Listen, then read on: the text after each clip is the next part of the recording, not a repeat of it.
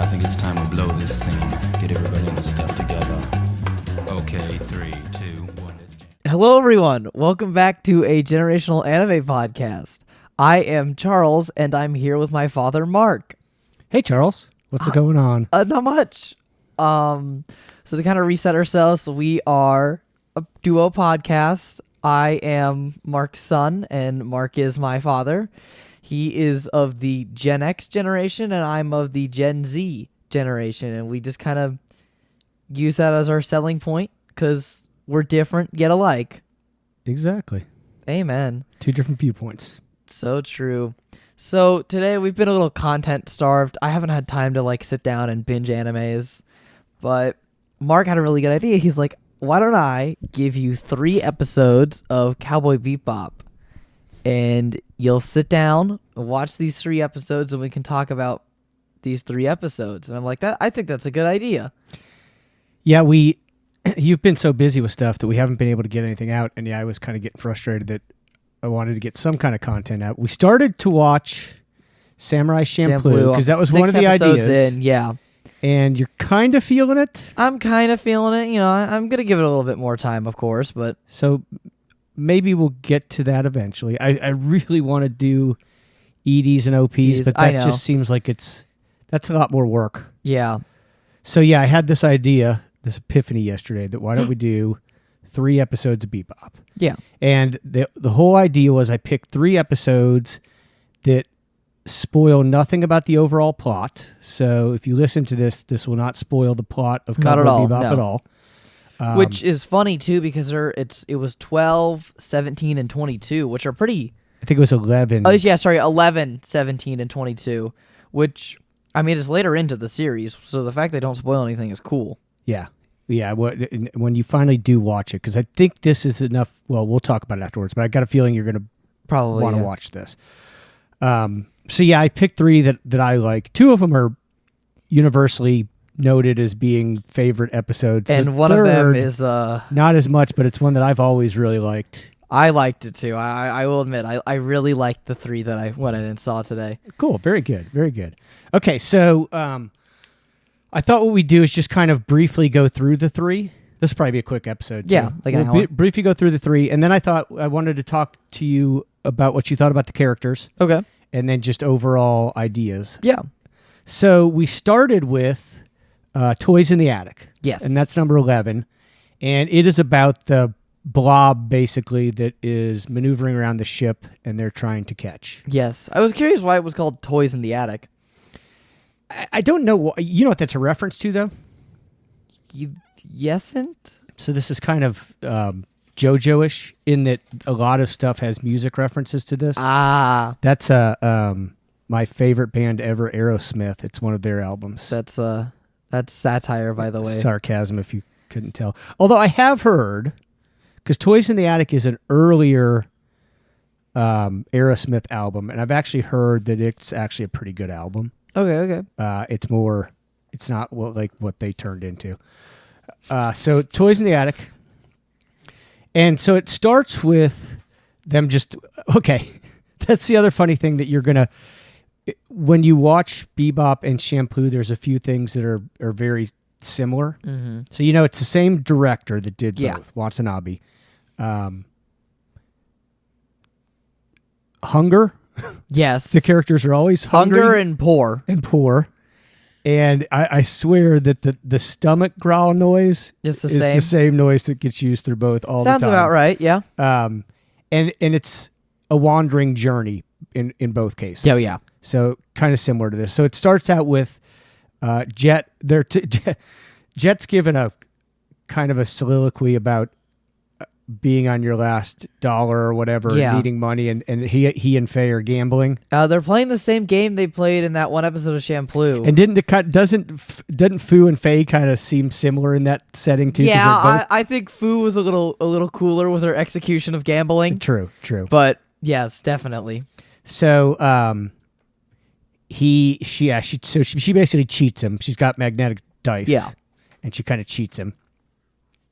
So I thought was funny. It's like, what is to gain out of cheating your shipmate? Okay, so this is the other parallel to Samurai Champloo. Is they all hate each other except when they need to come together. They're all frenemies. Yo, yeah. Basically. And what you don't know, and this isn't a spoiler, so it starts out with, and this is funny, I don't even remember, somewhere the story gets told of how Faye and Spike get together, but I don't fully remember that.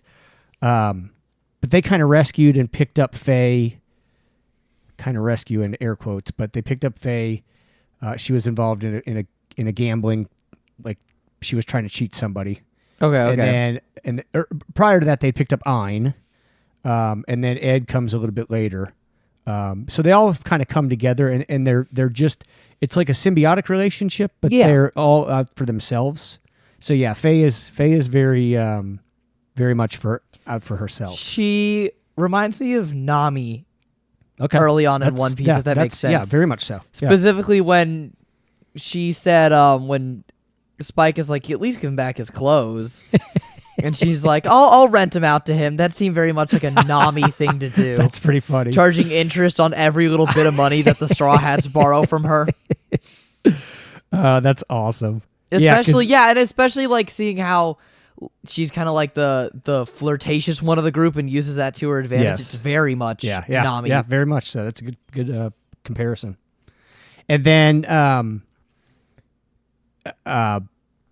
Jet went to go kind of check on what's going on, and he finds a fridge back in this old storeroom that he didn't realize existed. Yes. And as he's in there, Faye and Spike come up behind him. And this was right after Spike he noticed that Faye was cheating. Yes. By that little magnetic thing on her ankle.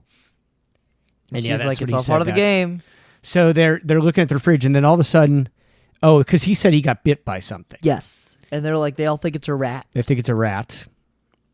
And he's asking about the fridge, and Spike kind of thinks he knows something, and then he kind of just, and he just walks away. Yeah. It's like, I forgot. Okay, this part's funny too. So then they're back in the main room looking for medicines to help Jets. With the three medicines. There's like the random thing that he says cures everything but cavities and some other thing. And Jet's like, don't you have any normal medicine? Yeah, Jet said, so that means it works on athlete's foot, right? And he's like, yeah, probably. And then his next one, do you remember the next one? It was the lizard. Right. He's like, you boil it in 3 cups of water till it turns green and slimy, then you drink it. And then the last one was the scorpion. Yeah. He's like, just give me the lizard. And then he's drinking it, and Faye comes in and says, what did she say? It smells like rotting maggots and tofu, something like that. And then he goes, no, it's more like turpentine and yeah, that's right, some other thing. Okay, so then as soon as he drinks it, he basically passes out. Yeah. Okay, and that's when they notice he's got that large purple mark on the back of his neck, and they realize, okay, maybe he did get bit by something a little bit different. And this is where I kind of noticed the fact that it's very much a thing of when they need to come together, they will come together. Yes. Because like the complete tonal shift in Faye and Spike to immediately kind of like fucking with him to instantly like locking in. They're trying to figure out what's going on. Yeah. It's cool. I like that sort of relationship. I do too. And they don't realize they do it, basically. Okay. I mean, I think that's kind of what it is they're either that or they're acting the other way, where they're acting like they don't care when they know they do. Yeah. Yeah, one of the two. And then this is where is this where they're comparing? Yeah, they're comparing the thing, and he's like, "Oh, it could be Ebola." And they're just like they're running random ones by him just to kind of freak him out. I love that. Okay, so one of the things that you talked about was attention to detail. Yes. That you thought you noticed it immediately in this episode, and I said I think they do it throughout Cowboy Bebop. There's always attention to detail, whether it's in the animation. And this just that comedy where like he'd say, "Yeah, does it match Ebola?" And all they show is just Jet's eyes kind of like light up, and he's like, "Nope," and then he has this relief, and then they go to the next one. And then this is also when Ed suggests that it might be an alien. Yeah, mutated virus or mutation. And I think Faye and Spike both kind of just completely blow that off, right? Yeah. And they think now they think it's a poison at first. Yes. That Faye tells them that they're both ridiculous, and she walks off, meaning about the aliens. Okay, and then next Faye's in her bubble bath. Yes. And we haven't mentioned this. I liked the shots of the actual alien itself, like the point of view from the alien. Oh yeah, that's right. Yes. When it kind of goes all red and you see it kind of roaming around the ship. I thought that was very cool and well that is animated. cool. Yeah, that is cool. So yeah, Faye's in her bath and She gets bit on her leg. yes. And she kind of walks out. She's like, I'm going to die and there's so much I haven't done. I like when she says, I've never committed any crimes. At least not any serious ones. And then this is when Spike and Ed have the infrared glasses. Yes. And so they're playing with the infrared glasses, and I love how... Okay. I wanted to ask you a question here. Uh-huh. At least with the first two you picked, and the two that were actually highly rated, it's a lot of Ed. And you said this specifically talking about the movie as well, that the movie also has a lot of Ed. Yes. Is Ed like the fan favorite character of Cowboy Bebop?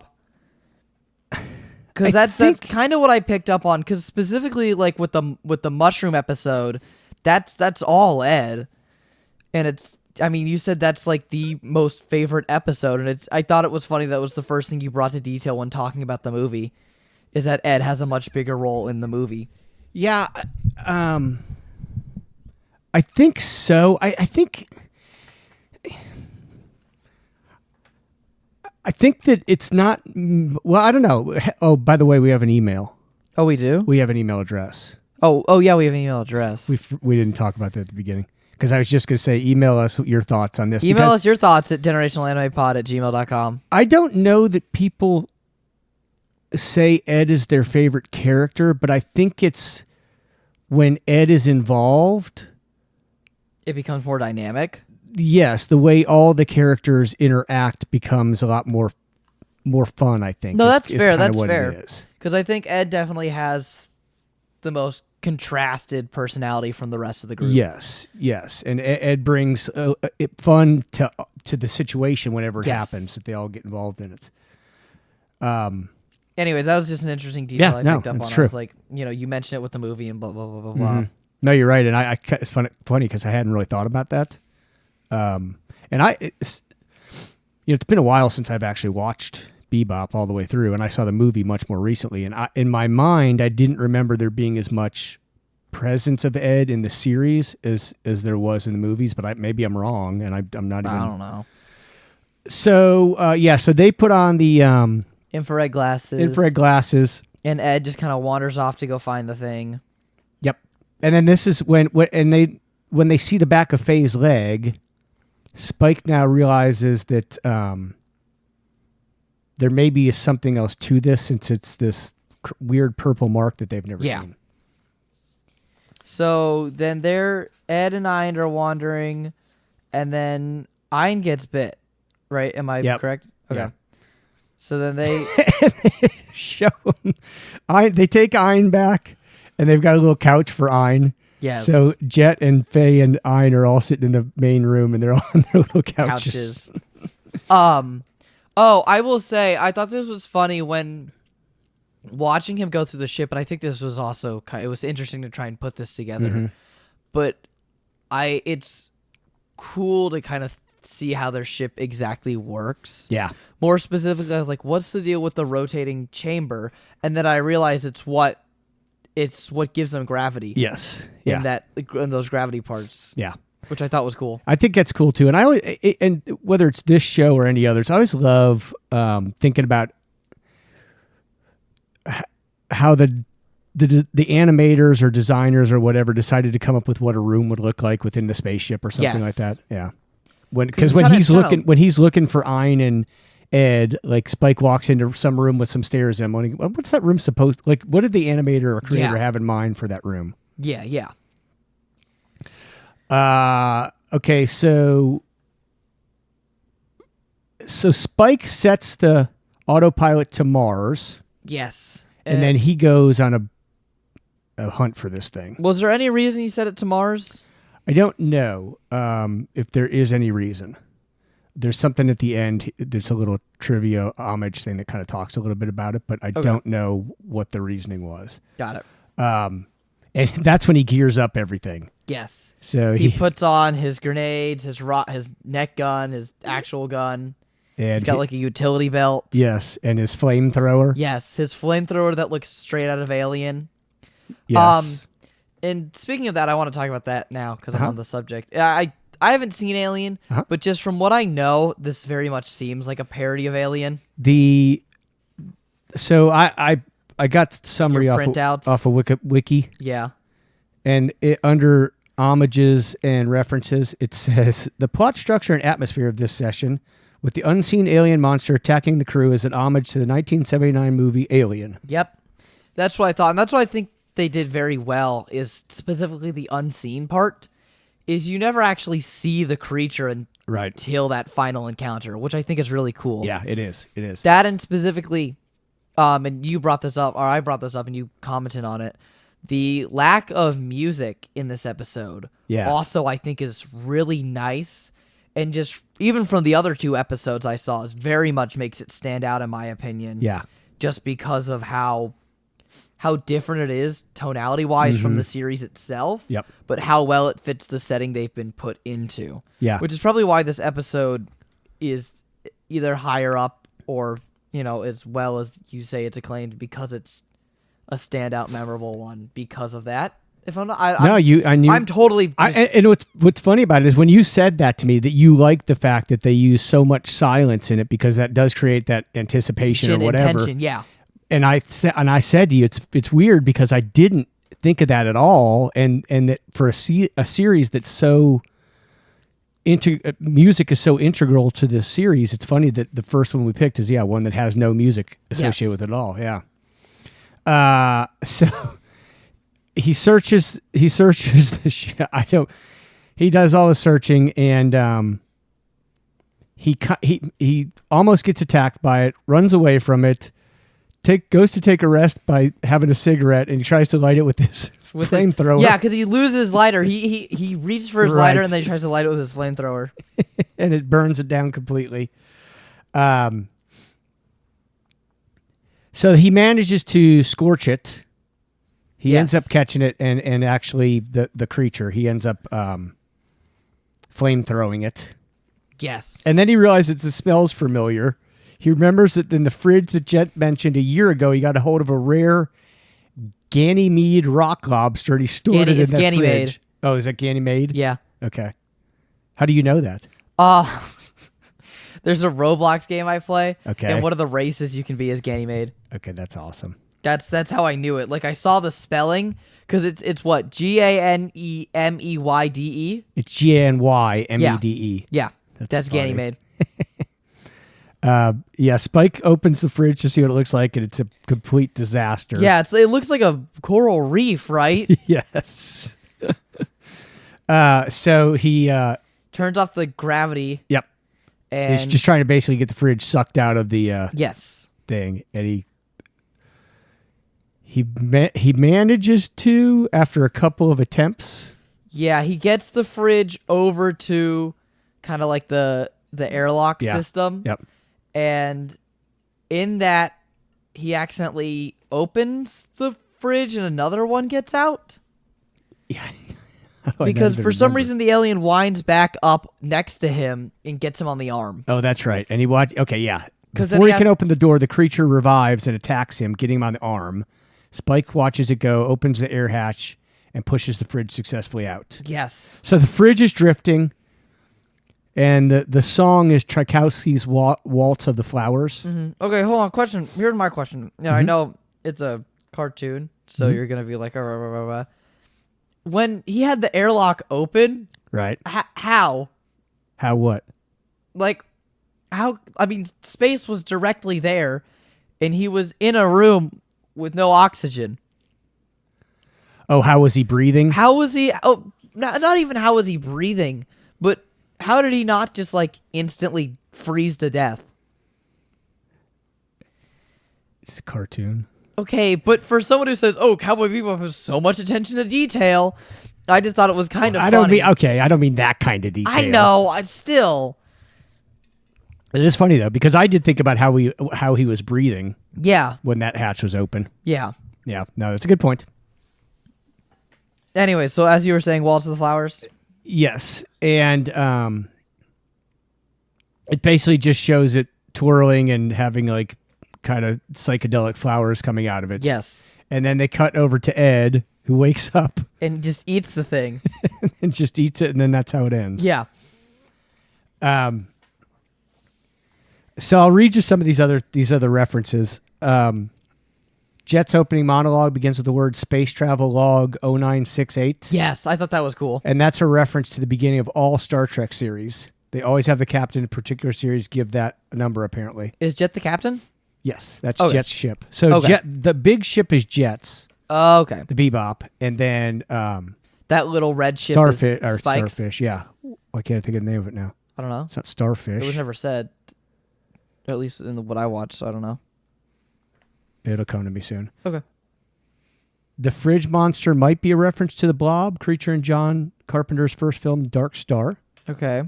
Okay, it says in the references, Route 66 is one of the first interstate roads to stretch the majority of the continental U.S., which I know, but why are they telling me that? Because they said the ship's on an autopilot of Route 66 to Mars. Oh, that's what it said? Yeah. Okay, I missed the Route 66 part. Yeah, the ship's on an autopilot to Mars going through Route 66. Okay.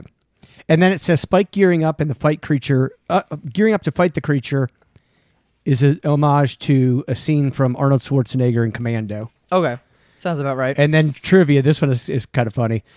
The entire Bebop crew is completely fine the next episode with no symptoms. And while it's never explained how they all got better, midway through, Spike is seen setting the ship to full autopilot mode en route to Mars. So it can be presumed that Ed summoned help after landing. Ed states in the preview of the next episode that everyone died and she is now the star of a show called Cowgirl Edward. I don't remember that. I guess we didn't watch. Yeah, we didn't watch the after credit stuff. Yeah. Okay, so should we do all the episodes and then discuss characters? Yeah. And how long was that? That was 20 minutes. Okay. So that was, I feel like, the most convoluted one. Yeah, of them all. there's a lot less detail, and I think in the next ones. Yeah. So Okay. the next one was, what was it, Mushroom Samba? Mushroom Samba, which is episode 17. And you said this is the favorite episode of the series? I think kind of consensus. Well, I think there's a couple way these episodes are looked at because there's a couple plot relative episodes that are typically considered to be people's favorites. Yeah. But if I take that away, This is like the favorite Yes, nonsensical yes. one? Okay, that sounds about right. because a lot of people think that this showcases the humor a lot. Yes. So basically, it starts with same thing. They're hungry, Yep. and somebody's eaten their emergency rations, and Jed is asking who it is, and everybody's denying it. And then as they're talking, They get hit, they get sideswiped by another ship. which dashes off to Yes. some random planet. They follow it. Oh, and Well, well, they don't yes, follow it because they don't have any fuel. correct. They were about to start a descent into the planet, But they when got knocked find off out, course. Yeah, but they find out that all of a sudden Faye starts to get a stomach ache, Yes. and Ein brings the box from the rations. And Jed's like, oh, this is a year out of date. Poetic justice. So it's always Faye, Is that her thing? Is she's always getting... just being selfish. Yeah. Okay, so then they get knocked down to the planet, and they crash land. Yes. And Jet says, "This is not our." They establish this is not good. He and Spike say that they need to check the entire ship over. And Ed, they're looking at like some component, and Ed's like, I'll help. Ed walks in, rips off 2 metal bars, and then they're like, you should go search for some food. Oh, but before that, I think Jet wanted Faye to look for food. Yes. And Oh, then- that's when she yeah, gets yeah, the pain. yeah. Okay, that's right. That's right. Yes. So Ed just breaks the thing, and then she's all excited to go out looking for food. Yes. So it's just her and Ein that head out. Yes. And as they're walking, some ship flies over them. Yes, and there was a hit and run ship. Oh, that's right. Okay, so that's right. That was the hit and run ship. And they go running. They kind of go running after it. Oh, sorry. Before that, I thought the montage of Ed. Oh, yeah, just that's right. Walking around in the desert was really funny. So, and that's where they start to bring in music because that's a cool Yeah. song Yeah. too. That when they're It is. walking, and she's just kind of marching. With her. Marching, rolling, looking at cacti. So after they chase that ship, is that when both he and Ein start to smell food? She and I. I. Look, I'm confused too. I was gonna ask if Ed's a boy or a girl. Ed's a girl. Okay. So yeah. They smell food and they wind up at the melon stand. Yes, And and the I like guy- when it shows them both kind of like looking like little dogs, kind of Drooling. twinkling their noses. Yeah, drooling over the melon. Yes. And they're like, they don't have money to pay for the melon. And then this girl rolls up. Coffee. Is that her name? Yeah, her name's Coffee. Coffee rolls up in this black sports car, and she buys a melon and says, "If you see this guy, give me a call." Okay, that scene is really cool too. The way that they kind of did that, where they kind of integrated music and kind of the tempo of it to where No, definitely. yeah, because she had the photo folded up around 1,000 oolong bill, Yes. but I thought it was weird. She said keep the change. There was no change. There was it no was just change. $1,000. Yeah, and then I guess maybe she said that to kind of trick him about the photograph. yeah, maybe, I don't know. or maybe there was another bill behind it. I thought she was gonna Buy buy a melon for Yeah, Ed and yeah. Ein. Yeah, I did too. Instead, Ed and Ein get in the trunk of her car. Yes. She gets pulled over by the police. Yep. And they open her trunk, and Ed and Ein are just they're asleep in Yeah. her trunk, so the cops think they're dead, and then they just walk out and they go to look for more food. And the music starts playing again as they're going Yeah. in. So yeah, they arrest Coffee. Yes. And and in that scene too, the cops before they searched her trunk said they were looking for The mushroom guy, the mushroom guy whose name I don't remember. Domino. That's right. And she said, "Oh, what a coincidence!" Since So I'm am looking I. for the same guy. And they said, "Oh, we wouldn't have pegged you as being a cowboy." But then they arrest her, Yeah. and Ed and Ein are walking, and they run. see. They see Domino. Okay, you missed why they went running after him. Yeah, think. I know. I didn't hear what they said because I was trying to kill that damn mosquito. Yeah. So he was eating a hot dog. Oh. And they were oogling over the hot dog, and he took like the last 2 bites and just shoved it all in, and because they were trying to get to hot dog, and that's why Ed was going, "You meanie!" That's funny. And then the other guy Guy. walks up. Who's and His name is Shaft, by the way. okay? So Shaft's brother was killed because he ate the mushrooms and he laughed too much. Yeah, he laughed to death. He laughed to death, and he carries around a white coffin. Drags a coffin around. He's like, "Do you not know why I carry this coffin around?" And Domino's like, "No." And Shaft's like, "'Cause I'm gonna put your body in it." And then a truck runs over his wooden coffin and just breaks it. and when he talked about his brother dying from laughing, they all like Domino and Ein or Ed were all laughing about it, going like, "Oh, that sounds like a pleasant way to die." I missed that. Then that was pretty funny. Yes. So that was really funny. So he goes. So okay. A Shaft pulls out a gun, Yes. and Domino goes running off. And as he goes to run off, a bunch of mushrooms fall out of his bag. Yes. And Ein eats one and just starts like he's like hopping around kind of. Yeah. And Ed realizes that maybe these aren't good mushrooms. Yes. So then they take them back to the ship, and they set them out in front of a little tent on a plate, just hoping that they'll walk by and eat them. So Jet eats one, Yes. Faye eats one, and Spike eats one, and they just kind of follow them around, and you watch the three of them get high and have their own little fantasies. Oh, it's so fun. I just love that like Ed says these mushrooms might be bad, and the next scene cuts to the two of them hiding in a little tent, just staring at a table Eating with the them. plate. Yes. I don't know why that made me laugh. No, And then it's funny. The other thing, and I don't know if it's attention to detail as much as it just made me laugh, that on each tray when they put the mushroom out, the mushroom was sitting a different way. Yes. I thought that was funny. So they have 3 different hallucinations. Spike, I guess it starts with Faye looking at the toilet, right? yes. Not that it matters the order, but Faye looking at the toilet, and she's dreaming She's in an aquarium. that and she's swimming swimming around, with a bunch of fish, and every time it shows her, she's just standing sitting there, moving her arms up in the air, like she's doing pretending like to a swim. breaststroke Yeah. or something. And then We don't see Jets from his point of view. No, we never do. We just see him talking Yeah. to a bunch of trees about the meaning of life and forgetting who he is. So he those are his bonsai trees, by the way. You Oh, okay, if you didn't okay. know that. So Okay. that's one of his stress relievers is he tends those bonsai trees. Oh, that's cool. So yes, he's having a very Deep and intimate yes conversation. about the meaning of life. Yes. And then Spike is on the stairway to heaven, which is actually just him walking up and down on the exact same step. He's just basically marching in place, Yes. and the frog tells him, "Don't you know this is the stairway, to heaven?" heaven. He's like, I don't care. And yeah, so Ed sees behind them all and realizes, Yeah, that- maybe I shouldn't have one. Yes. So Ed goes back out. Oh, no, sorry. Ed watches the little TV show. yes, that's right. Okay, it's funny. Just in the two episodes I saw with the TV show, I like yeah, I know it's just here's the bad guy of the Yeah. week type of thing, but it's a cool show. yeah. Just the setting of it, the two people seem funny. Yeah, that's usually in most every show. Kind of at the beginning, that's when they figure out their bounties. So she takes off on her scooter. Yes.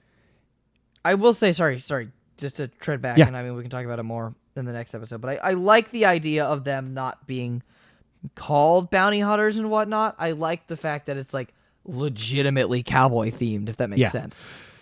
It's just like one of those attention to detail things. Like the show could have just been like, okay, here's the people you guys are looking for. But no, even that itself is cowboy themed. I thought it was really cool. Hold that till we do the next episode. Okay. Because in the homages and that, there's a lot of reference to this. So we Okay, can talk okay, about okay. this in general. Got it.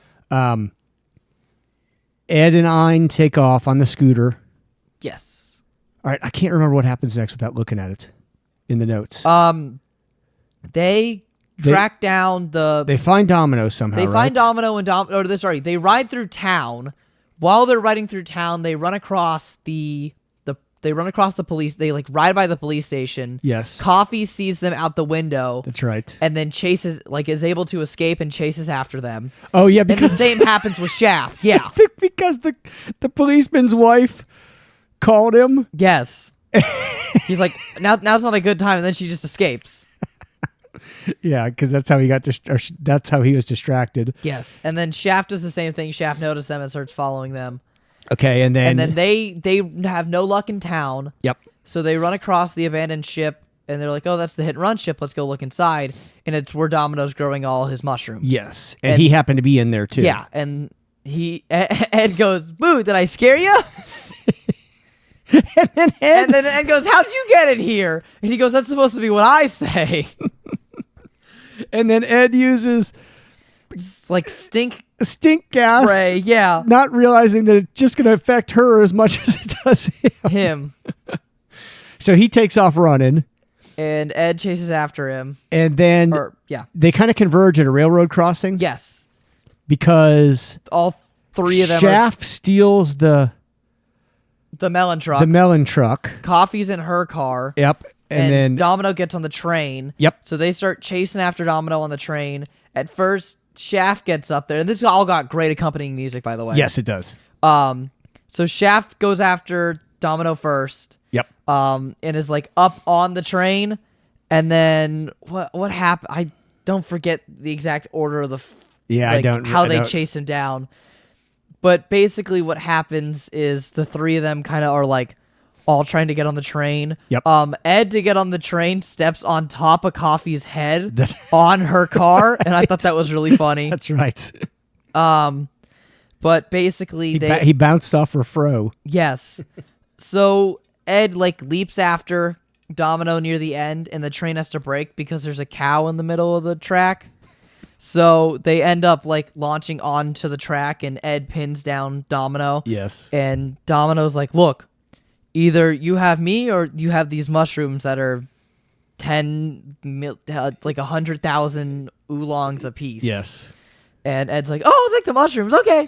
Well, no. At first, Ed's like, "I don't even know what's more valuable." That's right. And then Domino's like, "Take the mushrooms." Ed's like, "Okay." Okay. And then she walks off with the mushrooms, and they just let Domino be. And then they make their way back, and Ed and also when Ed comes back. somehow knocked when they were on the train, he knocked Shaft off. Yes. And Shaft went flying into the windshield of Coffee's car, and then they died. Yeah, they exploded and they died. I think. No, they didn't die. They ended up being unhurt. Okay. It's very A-teamish. That makes sense. So Ed then goes back to camp. Yes, and they're talking about the mushrooms, and the cop shows up, and they're like, "Nope, we know nothing about the mushrooms at all." And then Spike walks out high, holding the mushrooms. But why was he high? Because it turns out when the police checked the mushrooms, That they're shiitake. yes. So it's like he doesn't know why I don't know why he's high. Yeah, I know. But he's got that just look on his face. Yes. Or could it have been that he realized that he just walked out with all that evidence in front of the cops? No, I think he was still high from the residual mushroom. Okay. Because we never saw his wear out. Oh, okay. Because Okay. remember the okay. other two kind of got knocked out of it, You're right. but he You're was right. still on the residual. Okay. That's But they right. check him and they're like, "Oh, these are just shiitake mushrooms. You guys are fine."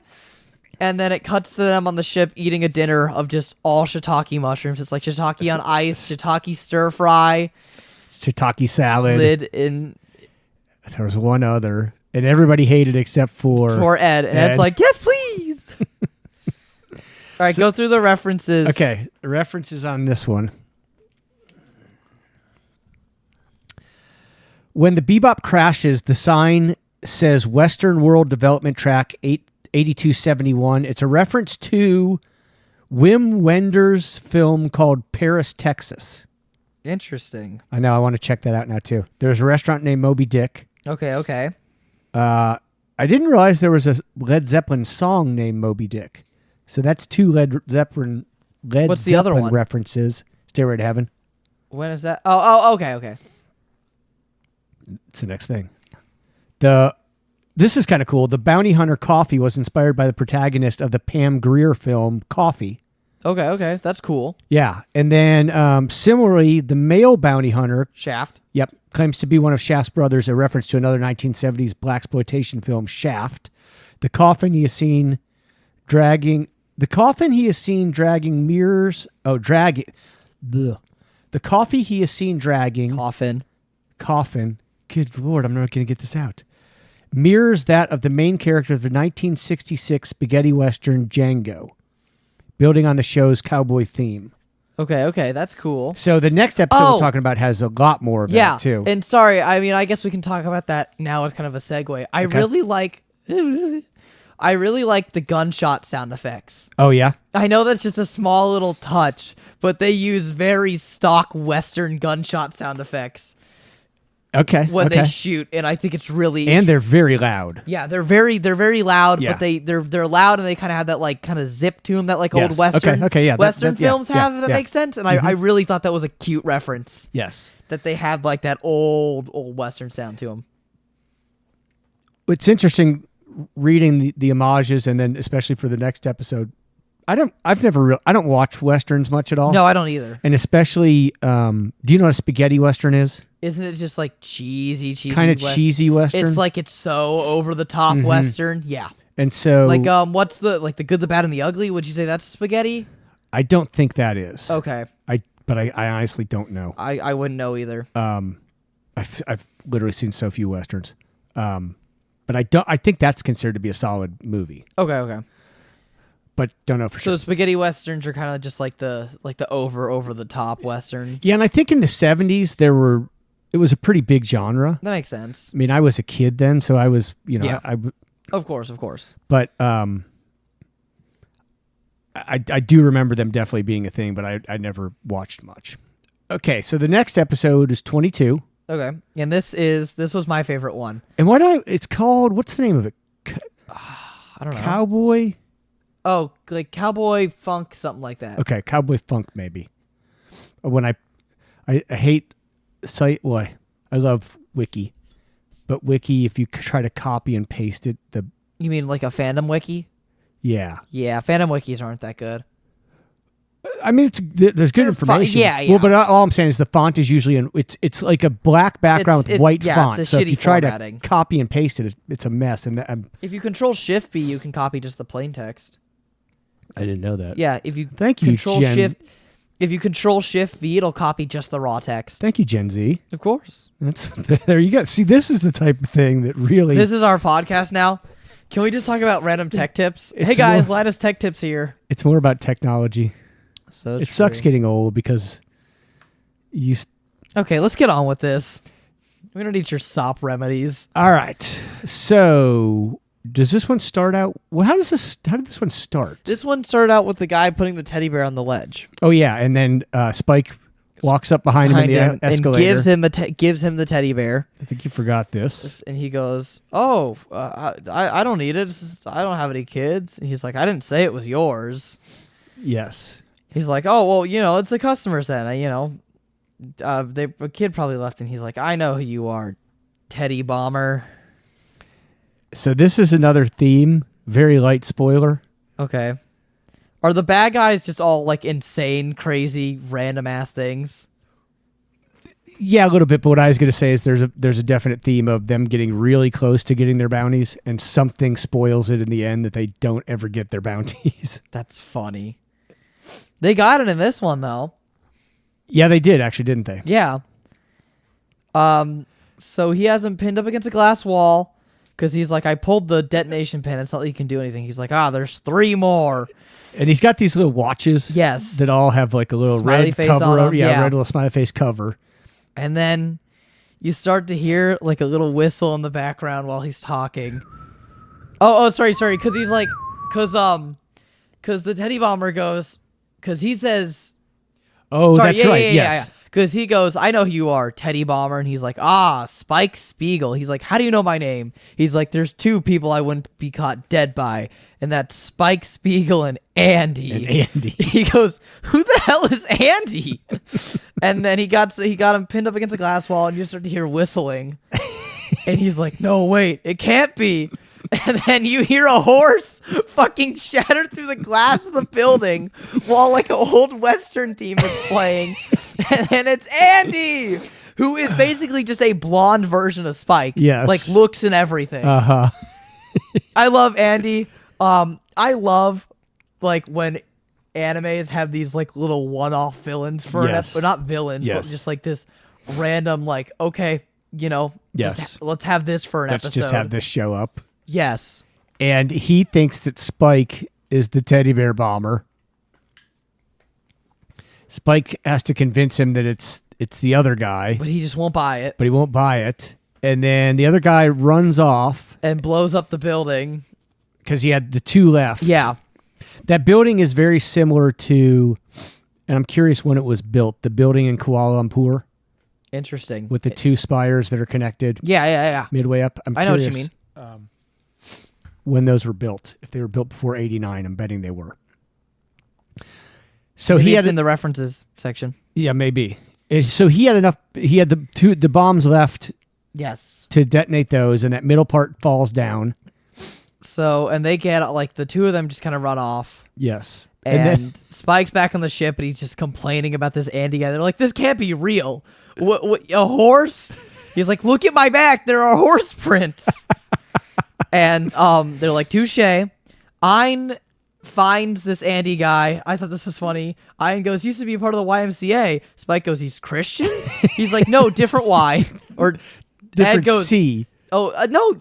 I swear Ed said different Y." No, because it's a young man's cowboy association. I know, but I could have sworn. Oh, really? Ed said different Y. That's funny. Oh, meaning different YMCA. Like you call the YMCA the Y. Okay. Yeah, yes, that's okay. what Ed said. Different Y. I got you. Okay. His name is. It says Ed pulls up the man on the database, and he is revealed to be Andy Von D. Oniyate, an heir to a fortune. That's all it says. An heir to a fortune. Yeah, because he's the heir to the ranch. Uh-huh. And he got kicked out of the Young Man Cowboy Association That's for right, being for being too a much of a nuisance. nuisance. And he's like, that fits the bill. So they end up tracking down the Teddy Bomber at a masquerade Yes, party. they go to a masquerade. I like this. Do you remember Jet's dressed as a hippie? Yeah, he's dressed as a hippie. Spike's just wearing a mask, and Faye is dressed as a socialite. Yes. And you see the Teddy Bomber in the bathroom, and he's like, "Oh, I'm gonna bomb it." And he walks out in a teddy bear costume. And Spike and Jet are like, "We got you." He's like, "Drat, how'd you find me?" And they said, we looked at a bunch of databases and found out where your next most likely target would be. Also, the teddy bear costume's a pretty big tip. So as they're talking to him, all of a sudden, You start to hear the whistle in the background again, and Andy shows up with the same damn theme. He comes, the elevator opens, and he's on a horse in the elevator. And this time he points at Jet. He says, "You must be the Teddy Bomber." And then Spike goes, "No, it's that guy." And Andy goes, "No, you might be him." And then Spike's like, "Do you not remember me?" He's like, met "No." yesterday. So, and then some guy comes up to him and he's like, "Hey, you gotta leave. The horse is a little bit of a distraction. We don't allow horse in here." He's like, "Oh, it's my pet. It brings me comfort." Gosh. Um. And by the way, just hit me. Swordfish is the name of Okay. Spike's fighter jet. So, then what? Faye starts to flirt him up Yes. after the Teddy Bomber blows yeah. up the thing, and Faye gets a ride out on his horse. Meanwhile, the Teddy Bomber's escaping. And there's bombs that went off everywhere, but again, very A-teamy. Nobody seemed to get hurt. And Spike and Jet are in the stairs. Spike gets in his little ship and starts chasing after, not the Teddy Bomber, but starts chasing after Andy. And the whole time it's framed to be like they're both chasing after the Teddy Bomber. All the shit's falling down around him. He's scared. Yes. He's like crashing. And then he actually crashes. And they just go right by him. Yeah, the Teddy Bomber does. Yeah, and Andy and Spike just go right by him, causing more explosions in the city. And he gets mad that people ignore him. So yes. that made him even more mad. And then it cuts back to Faye and Andy on his giant boat with like the most tackiest decor. The horse is just there. He's got a picture of himself. And Faye's like, "God, I wish this man had taste." And she said to him, what is it that you're doing being a Cowboy? You're And rich. yes. You're moderately fine. That was so funny. It's like she was resetting to bargain with him or something. Yes. Gosh, that was funny. And then that's when she says, I don't know, either to herself or something, she says, "You're so much like him." Yes. And then they cut back she gets back to the boat with a bunch of his soup. his soup. go. So he was feeding her that soup. And Spike's like, "I'm not going to eat it. I don't like this guy." And Faye's like, "I think your problem is you don't like him because he's too much like you." Yeah. And then Big Shots comes up. Yes. I love Big Shots. And they're reading his manifesto. And they get cut off. His manifesto gets cut off specifically at why he does it. Yes. And they're like, "Oh, that's all the time we have for today." Yes. And he said he wants them to guess where he's going to attack next. Yeah, and then like right after the episode ends, or Big Shot ends, Ed goes, "I got it. Yes. He's gonna attack the Capitol building. He's Yes. doing it in building height order." Yes. And that's the next tallest building. Yes. And so it cuts to him in front of the building, and he doesn't even care about blowing up the building anymore. He's timing it, waiting to see when Andy and Yes. Spike both show up. Oh, and right before that, too, both Faye and Jet said they're not interested in this bounty. It's too dangerous. Yeah. And Spike wanted to go literally just to confront Andy. Spike's like, "Yeah, I'm going for Andy." So he's timing. He clicks his stopwatch. He's like, "Oh, dang, they're late." Yeah. And then Spike appears behind him, and he starts to talk, and you hear the whistling. That's right. And Spike's like, "Oh," and then it just shows it's just an actual guy whistling. And then he starts to talk more, and you hear the actual whistling, and Spike's like, oh, there he is. And you see him on his horse, and this is what I noticed. Yes. Never is Andy actually whistling. So in universe, his theme just follows him, which I thought is fucking hysterical. Is they can hear his theme music even though he has no way of making it. This is so great. I love Andy. He's awesome. I was so sad to hear when you said he only appears in one episode. Yes. And then, okay, so they're arguing with each other, and Teddy's pissed off because nobody's paying attention to him. Yeah. He blows up that fountain. Yes. And they keep chasing after each other. And then they kind of chase after him. And he goes into an elevator, and they go to the elevator next Yeah, because to they him. realize they both kind of realize that they're getting themselves distracted from chasing after him, because for a second they're like, we got to get on the elevator. Yes.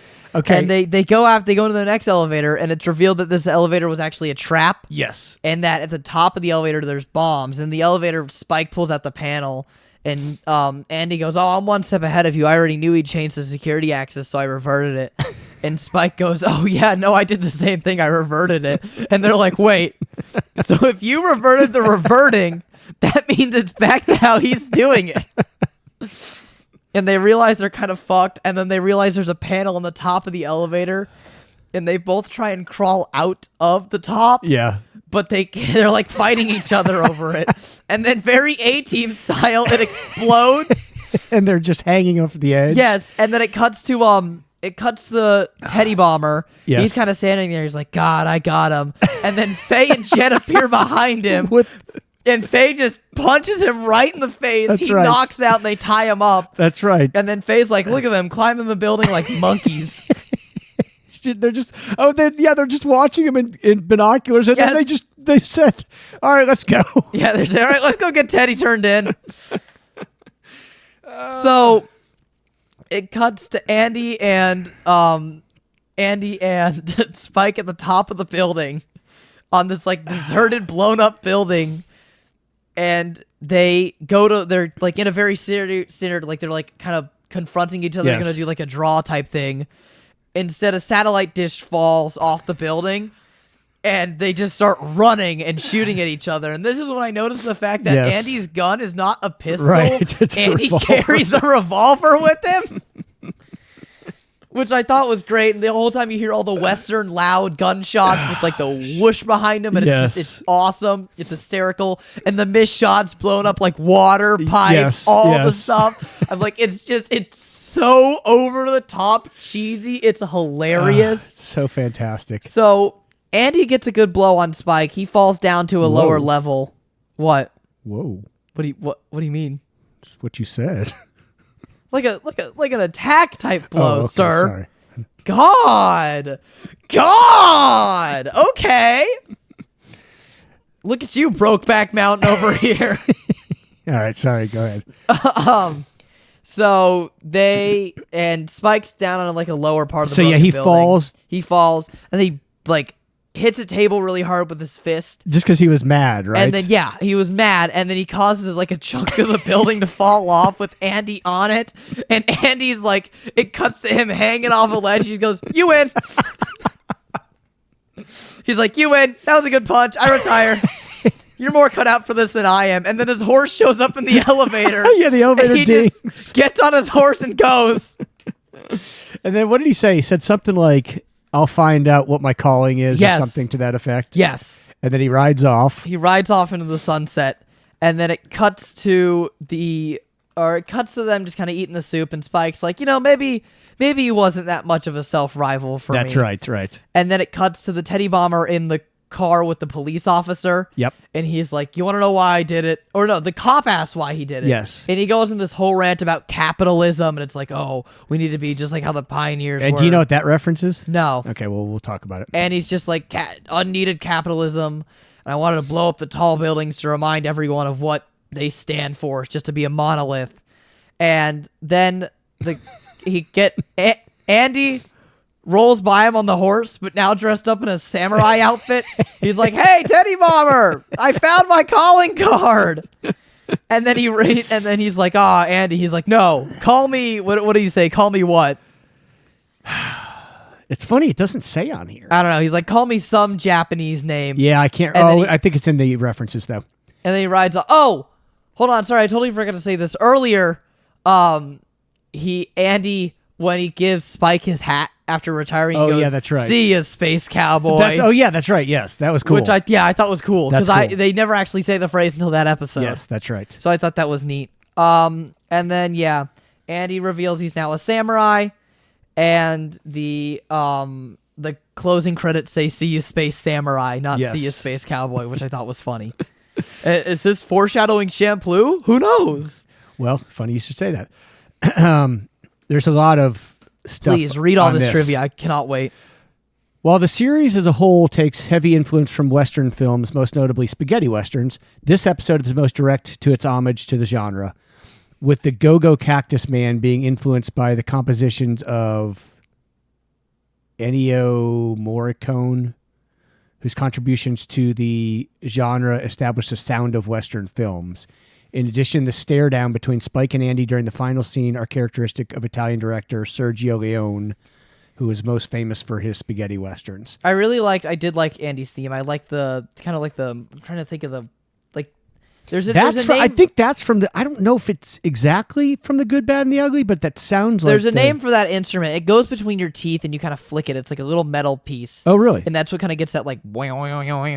Okay, I didn't know that. Not like the more like the metallic kind. Oh, you're not talking about the whistle. I'm not talking about the whistle. No, I'm talking about the they kind of use it in a lot of like hacking scenes. Okay. Metal, wavy instrument. Okay, well, while you're doing that, the character Cowboy Andy is homage to the character Nobody played by Terrence Hill in Tonio Valerina's film My Name is Nobody.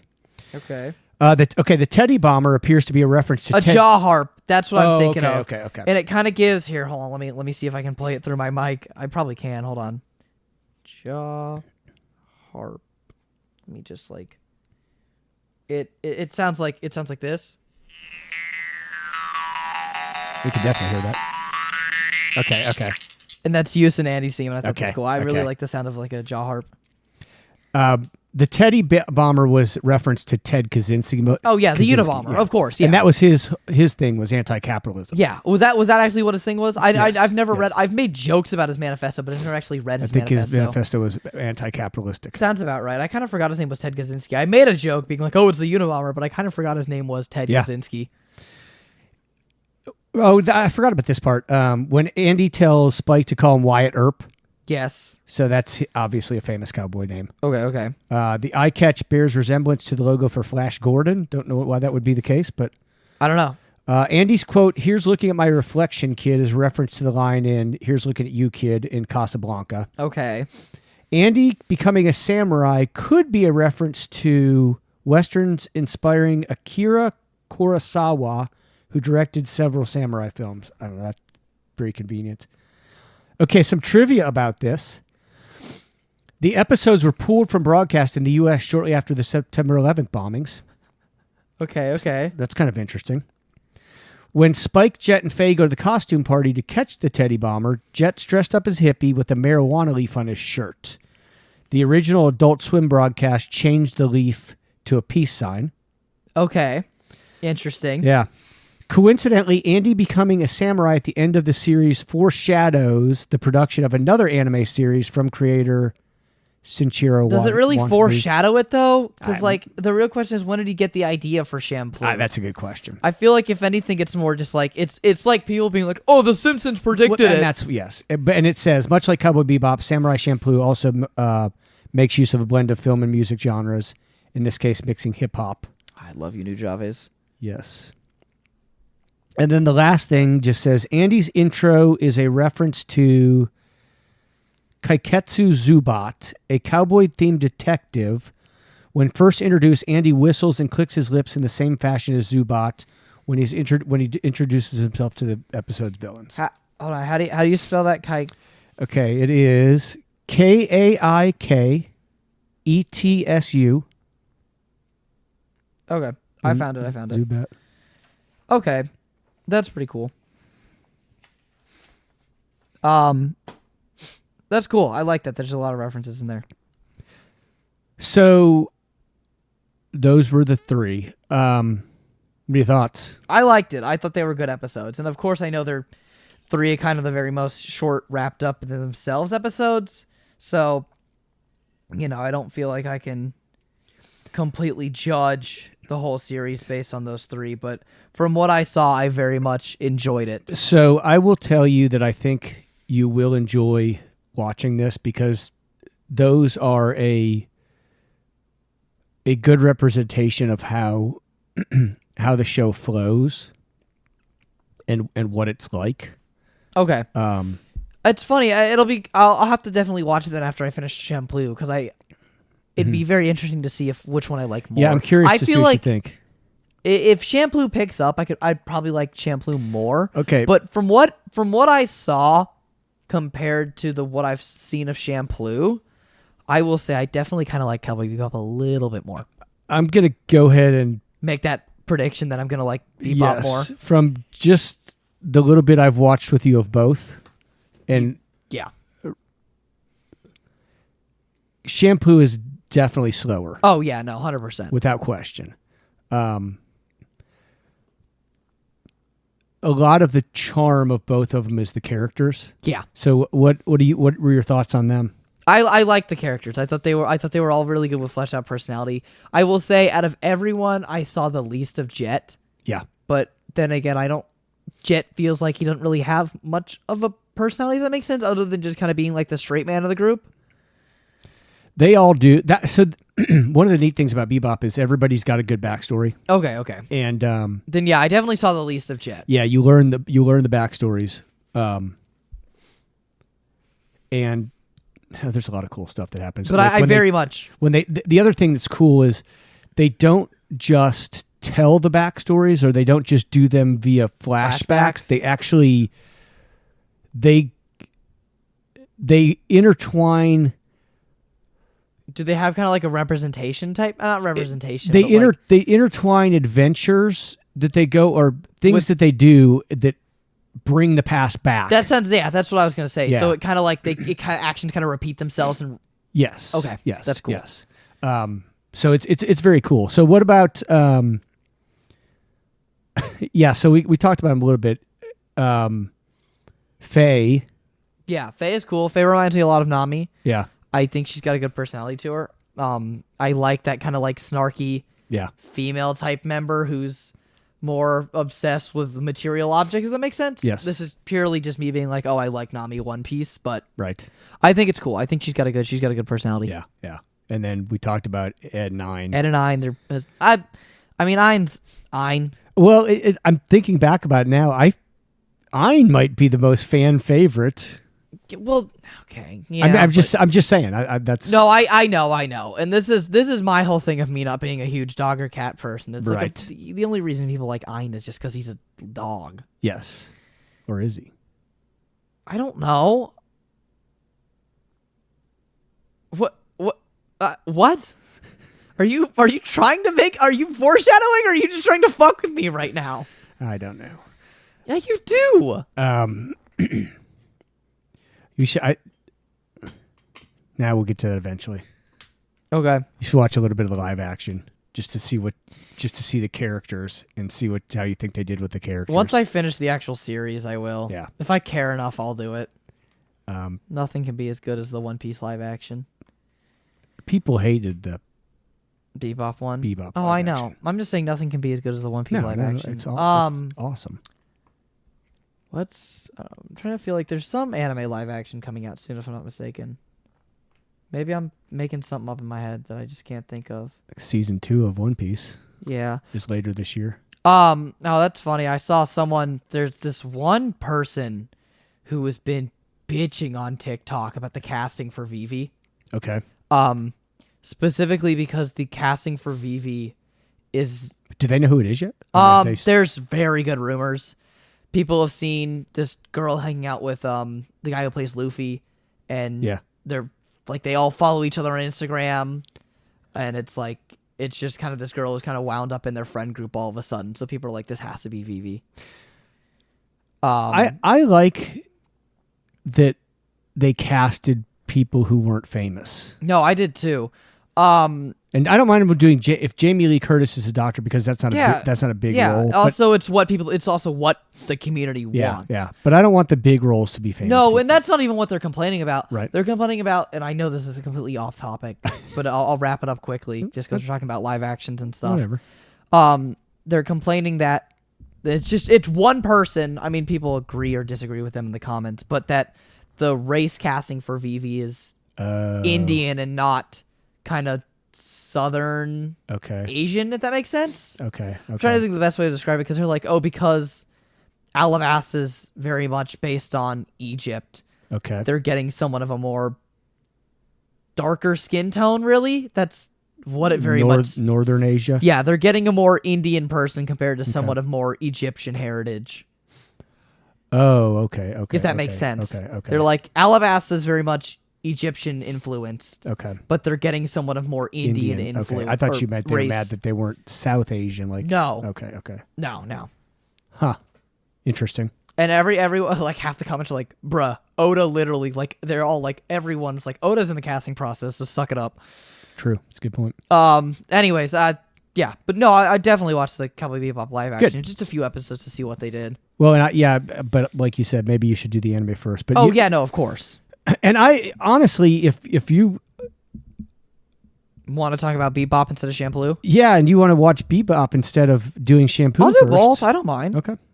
I'm already 6 episodes into Shampoo. You're right. I'm just going to finish it. You're a quarter of the way done with it, yeah. And you'll like it. Like I think of course. You watched some of the most boring episodes, but Yeah. you also liked one really well. I like the Dutch, the Holland Dutch guy. But no, I overall enjoyed very much of what I had of Cowboy Bebop. I think it was a good taste. I think you prepared me a pretty good sample platter, and you got me interested. I think the characters are all really good. I like how they interact with each other. Yeah. It very much. I mean, it does give me One Piece vibes, only because that's kind of the only thing I can relate it to, if that makes sense. Right. But very much of like just how they're kind of frenemies. I think it's neat after because I haven't watched this since we went to that last convention. Mm-hmm. And we met, I guess that when the last one was 2 That was 2, because it was 3. Gosh, was it that long ago? So, yeah. But either way, well, I guess that wasn't that long ago. It was just that many cons ago. But we met Ed's voice actress. Yes. And then I watched a panel where with she Ed and Jet, right? Jet's voice actors talked about doing this. And, we watched Dub with Everything, and this is considered to be maybe the best dub ever, I think. Yes. There's a few, like Dragon Ball Z, or just Dragon Ball is... So I was talking about this yesterday with a friend. Yeah. Dragon Ball is one that's high regard as well. Yeah. But like, no, I can see what you mean, that this is a very iconic one. And they talked about... but they had a lot of time to... Get everything right. Fair. That I don't remember the reason they said they weren't rushed with it. That, and also because it was. I think it was they did. So there was no such thing as like simul dubbing or something. Yeah, like yeah. that. No, so that's what I was just about to say. Yeah. This was back in what, the 90s? 89. 89. As you said, it aired on Adult And I don't know when it Swim. was dubbed. You had no way to get sub stuff. Yeah, there. Like, see, like I don't want to be like, oh, it's a bad dub, because I think it's not at all. But it's like, you just also gotta admit it's market saturation. Yeah. In a sense of like, you didn't have anything else to compare. There were no subbed animes at the time, or at least none that were dubbed. Oh no, you're saying okay. I see what you're saying. Yeah, okay, I got you. Is that they didn't, like, as you said, they weren't rushed because there was no simulcasting. There was no you wouldn't be able to watch the Cowboy Bebop. Yeah, sub. you're right. You would only get it dubbed. Right. You're right. As compared to this modern age where everything airs at the same time, so you can see both of them back to back. Well, and but it is interesting because. And once again, I'm all making assumptions to all this, so if I'm wrong, let me know. Email us. Yeah. animepod@gmail.com. Generational. The anime I watched as a kid, Speed Racer? No. Speed Racer And Battle of the Planets? Battle of the Planets. Yep, knew it. Those dubs were awful. Oh, yeah. But they were also early morning children's programming, they had to get them out on the weekly.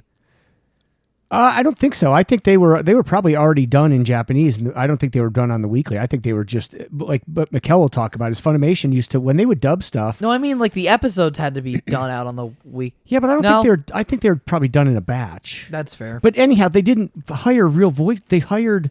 Like Yeah. Mikkel said that they'd get people like if they needed a line done or something. A lot of times they'd to grab just grab a sound department guy. Yes. So these weren't people who were famous. Although Casey Kasem was the voice actor for Mark in Battle of the Planets, and Casey Kasem was not really an actor, but he hosted something called America Top 40 Okay. on the radio, which was a weekly show of top 40 shows, and he was like a game show host. So I guess they got some talent, but they're still terrible. Oh, And, yeah. like Speed Racer, the voice He's going actor over was that terrible. cliff. Ah! But this one but they talked about just how, and I think they said they did this together too, Okay, then that probably makes it. which is another big difference. Oh yeah. But anyhow, so but you'll definitely enjoy it. But so yeah, I do whatever order you want to do with the Of two course. I'll finish Shampoo because that's what I've already started. But I don't want to or I'll do one episode of Shampoo, one episode of Beef. God, no. That's pretty Sounds funny. awful.